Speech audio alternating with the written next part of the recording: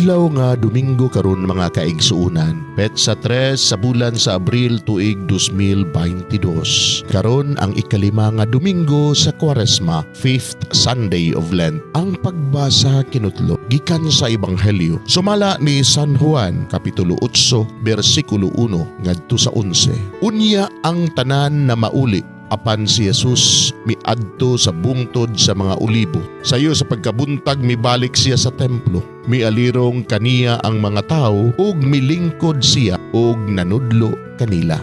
Ang mga magtutudlo sa balaod ug ang mga Pariseo nagdalag usa ka babayi nga hisakpan nga nanapaw ug siya gipaatubang nila sa tanan.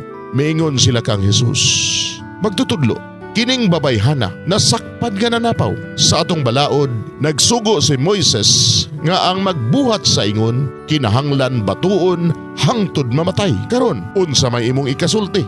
Gisulti nila kini aron pagbitik kaniya og sa ingon ikasumbong nila siya. Apan mitikubo si Jesus og misulat sa yuta ginamit ang iyang tudlo. Og samtang nagbarog sila didto nga nangutana, mituyhad si Jesus og miingon kanila, bisag kinsa kaninyo nga wala makasala, maoy paunaha pagbato kaniya. Unya misulat siya pag-usab sa yuta sa pagkadungog nila sa gisulti ni Jesus. Nag-iyahay silag pamahawa og nag-una ang mga tigulang. Nahibilin si Jesus ug ang babae nga nagbarog gihapon didto. Si Jesus mituyhad ug miingon kaniya, hain naman sila, wala ba'y nagpabilin aron pagsilot kanimo?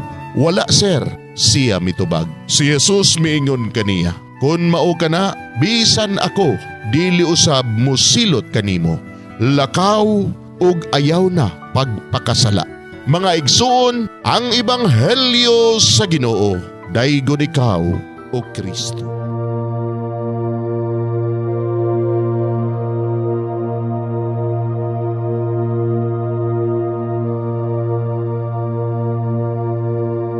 Pagampo sa dili pa magsugod sa trabaho. Magampo kita sa ngalan samahan sa Anak ug sa Espiritu Santo. Amen. Langit mo namong Amahan, sa among pagsulod nining trabahoan, among gidala ang imong presensya uban kanamo. Among gipamulong ang imong kalinaw, imong grasya, imong kaluoy, ug ang imong perpektong hanay sa among mga trabaho. Among gipadayag ang imong gahom labaw sa tanan, diha sa mga butang nga among mahimo, masulti, mahuna-unaan, ug mahukman sulod nining adlaw.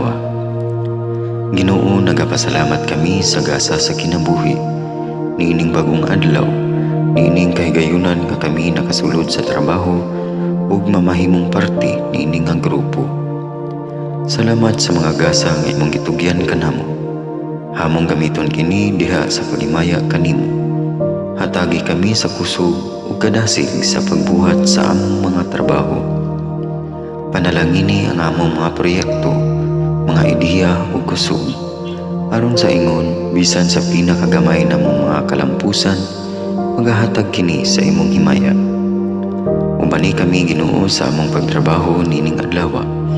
Puna kini nga lugar sa inspirasyon ug kusog. Tabangi kami nga magtrabaho isip usa ka grupo nga mapakita sa usag-usa ang kamaayo. Himuha kami nga maayo nga makabot namo ang mga butang nga kinahanglan namong buhaton. Himuha kini nga lugar nga puno sa kalipay ug panagihigalaay. Ug kamugaway ug kalinaw ang mapatigbabaw niining dapita. Ginoo, kung kami anaa sa kalibog, giyahi kami. Kung kami muwadaan sa kadasig ug paglaom, dasiga kami. Himua nga ang trabaho nga among gihimo ug ang paagi sa among paghimo niini makahatag unta kini ug hugot nga pagtuo, kalipay ug pahiyom sa tanan nga among mahimamat karong adlaw. Panalangini ang among mga pamilya, among Pinoy-anan, among nasod. Himua nga magmatidud-anon kami sa pagtagad ug pag-amuma sa kalikupan ug sa tanang may kinabuhi, diha sa pagbuhat kanamo sa pagkabuot sa imong pangandoy alang sa hustisya ug kagawasan. O Ginoo, sa among pagbiya nining lugara, Tagai kami sa imong panalangin ug kaluoy sa among pagbiyahe.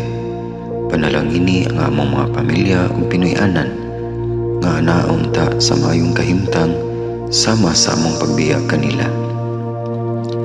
Ginoo, salamat sa tanang butang nga imong nabuhat, sa tanang butang nga imong gibuhat ug sa tanang butang nga imong buhaton pa. Sa ngalan ni Jesus, among giampo diha sa tumang pagigugma ug pagpasalamat.